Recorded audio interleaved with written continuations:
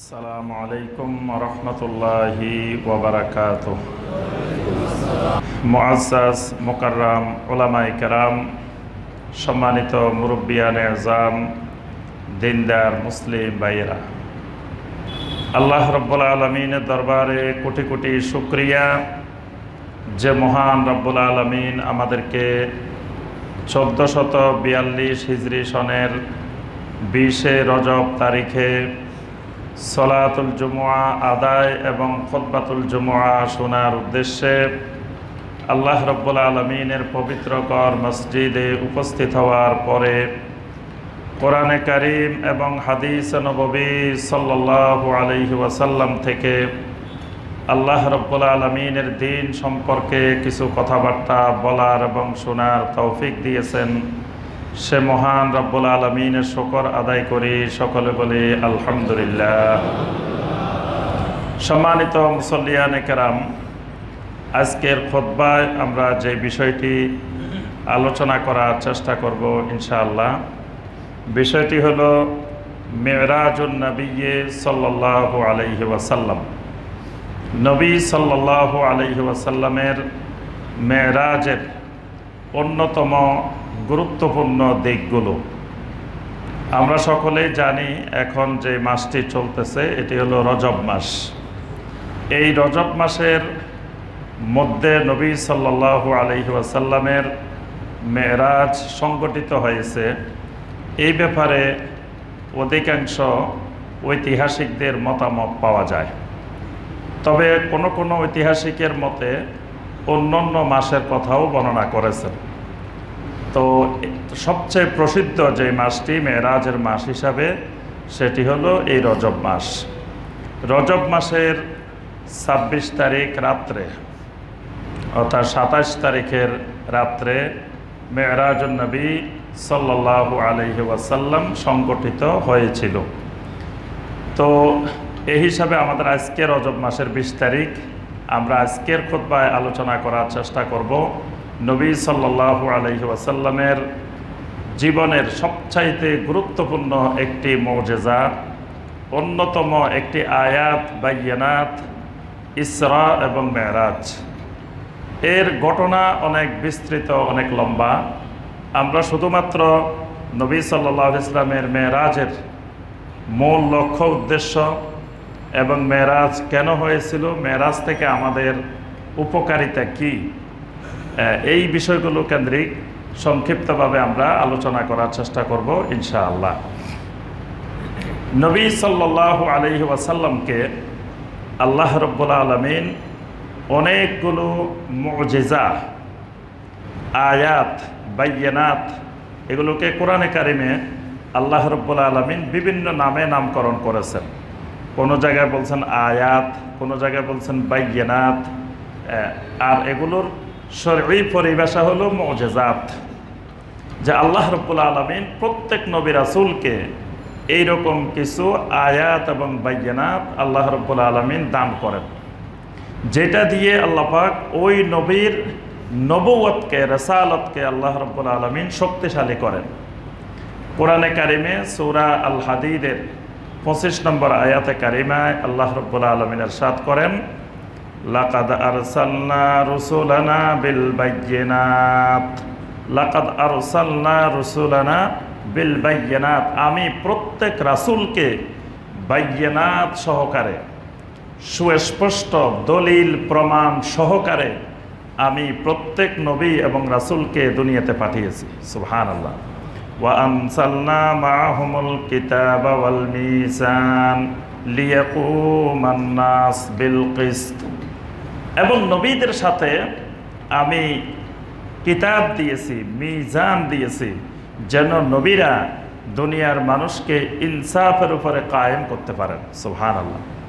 তো আল্লাহ রাব্বুল আলামিন যে বাইয়িনাতগুলো দান করেন, এক এক নবীকে আল্লাহ রাব্বুল আলামিন এক এক ধরনের বাইয়িনাত প্রদান করেন। আবার এক নবীর মর্যাদার উপরে আল্লাহ রাব্বুল আলামিন আরেকজন নবীকে মর্যাদা প্রদান করেন। যেমন আল্লাহ রাব্বুল আলামিন সূরা আল বাকারার শেষ দিকে 3য় পারার শুরুতে আল্লাহ রাব্বুল আলামিন বলছেন, তিলকার রুসুলু ফাদ্দালনা বা'দাহুম আলা বা'দ মিনহুম মান কাল্লামাল্লাহু ওয়া রাফা'a বা'দাহুম দারাজাত। রাসূলগণের মধ্য থেকে আমি ফাদ্দালনা বা'দাহুম আলা বা'দ, কয়েকজন রাসূলকে অন্য রাসূলদের উপরে আমি শ্রেষ্ঠত্ব প্রদান করে থাকি। সুবহানাল্লাহ। মানে এক এক রাসূলের উপরে আরেক রাসূলকে আল্লাহ রাব্বুল আলামিন শ্রেষ্ঠত্ব দান করেন। কারো সাথে আল্লাহ রাব্বুল আলামিন সরাসরি কথা বলেন, আবার কারো সাথে আল্লাহ রাব্বুল আলামিন ওহীর মাধ্যমে কথা বলেন। এইভাবে আল্লাহ পাক এক এক নবীকে এক এক ধরনের বাইয়িনাত এবং মুজিজাত আল্লাহ রাব্বুল আলামিন প্রদান করেন। আল্লাহ রাসূল সাল্লাল্লাহু আলাইহি ওয়াসাল্লাম সর্বশেষ নবী এবং রাসূল মুহাম্মদুর রাসূলুল্লাহ সাল্লাল্লাহু আলাইহি ওয়াসাল্লাম, তিনি সকল নবী এবং রাসূলগণের মধ্য থেকে সাইয়্যিদুল মুরসালিন। সুবহানাল্লাহ। নবী সাল্লাল্লাহু আলাইহি ওয়াসাল্লাম বলেন, আনা সাইয়্যিদু ওয়ালাদে আদম, আদম সন্তান যা আছে শুরু থেকে শেষ পর্যন্ত সকল আদম সন্তানের মধ্যে আমি হইলাম সাইয়্যিদ। সুবহানাল্লাহ। সমস্ত নবী রাসূলদেরও তিনি সাইয়্যিদ। আল্লাহ রাব্বুল আলামিন এই মেরাজের মাধ্যমে সেটিও আল্লাহ রাব্বুল আলামিন প্রমাণ করেছেন। মসজিদে আকসায় নিয়ে গিয়ে আল্লাহ রাব্বুল আলামিন সকল নবীদের ইমামতি করার জন্য আল্লাহ পাক নবী সাল্লাল্লাহু আলাইহি ওয়াসাল্লামকে প্রদান করেছেন।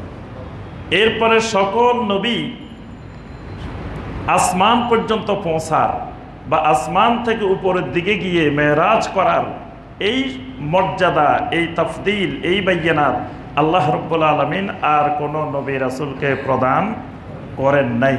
একমাত্র মুহাম্মদুর রাসূলুল্লাহ সাল্লাল্লাহু আলাইহি ওয়াসাল্লামকে আল্লাহ রাব্বুল আলামিন সিদরাতুল মুনতাহা পর্যন্ত নিয়ে আল্লাহ পাক এই মেরাজুন নবী সাল্লাল্লাহু আলাইহি ওয়াসাল্লাম সংগঠিত করেন। এটা নবী সাল্লাল্লাহু আলাইহি ওয়াসাল্লামের মর্যাদার, নবী সাল্লাল্লাহু আলাইহি ওয়াসাল্লামের শ্রেষ্ঠত্বের এটি বড় ধরনের একটি দলিল, বড় ধরনের একটি প্রমাণ। আল্লাহ রাব্বুল আলামিন নবী সাল্লাল্লাহু আলাইহি ওয়াসাল্লামকে আরো অনেক মুজিজা দিয়েছেন। নবী সাল্লাল্লাহু আলাইহি ওয়াসাল্লামকে গাছপালা দেখলে সেজদায় পড়ে যেত, ঝুঁকে যেত। সুবহানাল্লাহ। নবী সাল্লাল্লাহু আলাইহি ওয়াসাল্লামকে চতুষ্পদ জন্তু দেখলে তারা ঝুঁকে যেত, সেজদায় পড়ে যেত, মাথা ঝুঁকাই দিত। সুবহানাল্লাহ। নবী সাল্লাল্লাহু আলাইহি ওয়াসাল্লামকে গাছপালা নবী হিসাবে চিনতে পারত। মসজিদে নববীতে আল্লাহ রাসূল সাল্লাল্লাহু আলাইহি ওয়াসাল্লাম মিম্বার বানানোর আগে একটা খেজুর গাছ ধরে নবী সাল্লাল্লাহু আলাইহি ওয়াসাল্লাম দাঁড়িয়ে খুতবা দিতেন। যখন মিম্বার বানানো হলো, ওই খেজুর গাছটা নবী সাল্লাল্লাহু আলাইহি ওয়াসাল্লাম ধরেন নাই, সেদিন খেজুর গাছ থেকে একটু বিচ্ছিন্ন হয়ে গেলেন। ওই খেজুর গাছটা উটের বাচ্চার মতো চিৎকার করে কেঁদে উঠছে। সুবহানাল্লাহ। এবং সেই ক্রন্দন মসজিদে নববীর ভিতরে সকল সাহাবায়ে কেরাম সরাসরি শুনেছেন। সুবহানাল্লাহ। নবী সাল্লাল্লাহু আলাইহি ওয়াসাল্লামের দুই আঙ্গুলের মাঝখান থেকে পানি বের হতো, মানে ওজুর পানির সংকট দেখা দিছে। আল্লাহ রাসূল সাল্লাল্লাহু আলাইহি ওয়াসাল্লাম এভাবে আঙ্গুল দিলেন, আঙ্গুলের ভিতর থেকে অনর্গল পানি বের হইতেছে। সুবহানাল্লাহ। নবী সাল্লাল্লাহু আলাইহি ওয়াসাল্লামের কুলি মোবারক ওযু করে কুলিটা কূপের মধ্যে নিক্ষেপ করেছেন, কূপের ভিতর থেকে জোয়ারের মতো পানি ওঠা শুরু হয়ে গেছে। সুবহানাল্লাহ। অসংখ্য এরকম নবী সাল্লাল্লাহু আলাইহি ওয়াসাল্লামের আয়াত এবং বাইয়িনাত রয়েছে। নবী সাল্লাল্লাহু আলাইহি ওয়াসাল্লামের খাবারের মধ্যে বরকত, অসংখ্য ঘটনা হাদিসের গ্রন্থসমূহে এসেছে। নবী সাল্লাল্লাহু আলাইহি ওয়াসাল্লাম অল্প খাবার দিয়ে অনেক মানুষ খাওয়ার পরেও ওই খাবারটাই রয়ে গেছে। জাবের বিন আব্দুল্লাহ রাদিয়াল্লাহু তাআলা আনহুর ঋণ, তার বাবা যে ঋণ রেখে গেছে, খেজুর দিয়ে ঋণ পরিশোধ করতে গিয়ে শুধু খেজুরগুলো যেই জায়গায় স্তূপ করে রেখেছেন, সকল ঋণ পরিশোধ করার পরেও ওই আগের মতো খেজুরগুলো বিদ্যমান আছে। সুবহানাল্লাহ। অর্থাৎ আল্লাহ রাব্বুল আলামিন অসংখ্য বাইয়িনাত, অসংখ্য মুজিজাত দিয়ে আল্লাহ রাসূল সাল্লাল্লাহু আলাইহি ওয়াসাল্লামকে কিয়ামত পর্যন্ত নবী এবং রাসূল হিসাবে আল্লাহ পাক দুনিয়া পাঠিয়েছেন। সুবহানাল্লাহ। এই জন্য নবী সাল্লাল্লাহু আলাইহি ওয়াসাল্লাম দুনিয়া থেকে চলে গেছেন, কিন্তু নবী সাল্লাল্লাহু আলাইহি ওয়াসাল্লামের মুজিজা দুনিয়াতে বিদ্যমান আছে। অন্যান্য নবীদের নবীরা যাওয়ার পরে নবীদের মুজিজাত, নবীদের বাইয়িনাত দুনিয়া থেকে চলে যেত। কিন্তু আল্লাহ রাসূল সাল্লাল্লাহু আলাইহি সাল্লাম দুনিয়া থেকে গেছেন, কিন্তু তার মুজিজা কিয়ামত পর্যন্ত জমিনে বিদ্যমান থাকবে। সুবহানাল্লাহ। সবচেয়ে বড় মুজিজা হলো কোরআনুল কারীম। কোরআনে কারীম নবী সাল্লাল্লাহু আলাইহি সাল্লামের সবচেয়ে বড় মুজিজা। এটা কিয়ামত পর্যন্ত দুনিয়ার মানুষের সামনে নবী সাল্লাল্লাহু আলাইহি ওয়াসাল্লামের মুজিজা হিসাবে, বাইয়িনাত হিসাবে বিদ্যমান থাকবে। সুবহানাল্লাহ। নবী সাল্লাল্লাহু আলাইহি সাল্লামকে আল্লাহ রাব্বুল আলামিন খলিল বানিয়েছেন। সমস্ত নবী রাসূলদের মধ্য থেকে আল্লাহ রাব্বুল আলামিন দুইজন নবীকে মাত্র আল্লাহ পাক খলিল হিসাবে গ্রহণ করেছেন। সুবহানাল্লাহ। খলিল হলো মহব্বতের ক্ষেত্রে, ভালোবাসার ক্ষেত্রে সর্বোচ্চ যেই ভালোবাসাটা, সর্বোচ্চ যেই বন্ধুত্ব। মহব্বতের 10টি স্তর আছে, ভালোবাসার 10টি স্তর। এই 10টি স্তরের মধ্যে সবচাইতে উপরের যে স্তরটি, এটার নাম হলো খুল্লা। এটা হলো সবচেয়ে বেশি অন্তরঙ্গ বন্ধুত্ব। এই বন্ধুত্বটা আল্লাহ রাব্বুল আলামিন জমিনের মধ্য থেকে দুইজন নবীকে আল্লাহ রাব্বুল আলামিন খলিল বানিয়েছেন।